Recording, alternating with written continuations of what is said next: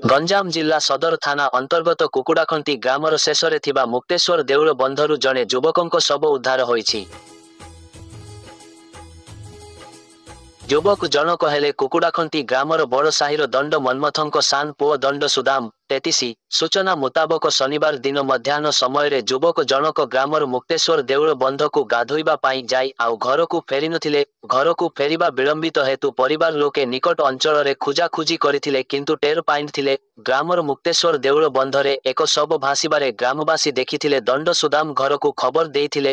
ପରିବାର ଲୋକେ ବନ୍ଧ ନିକଟରେ ପହଞ୍ଚି ପୁଅ ପୋଖରୀରେ ବୁଡ଼ି ଭାସିବାର ଦେଖି ସଦର ଥାନାକୁ ଜଣାଇଥିଲେ।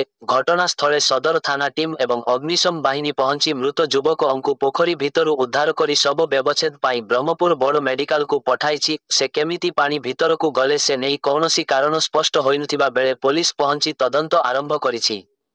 ମୃତଙ୍କ ପରିବାର ଲୋକେ ଏନେଇ ଥାନାରେ ଏକ ଲିଖିତ ଅଭିଯୋଗ ପରେ ପୋଲିସ କେସ୍ ନମ୍ବର 20/2024ରେ ଏକ ଅପମୃତ୍ୟୁ ମାମଲା ରୁଜୁ କରି ତଦନ୍ତ ଚଳାଇଥିବା ଥାନାଧିକାରୀ ସୁବ୍ରମଣ୍ୟମ ପ୍ରଧାନ ସୂଚନା ଦେଇଛନ୍ତି। Bureau report live Odisha news of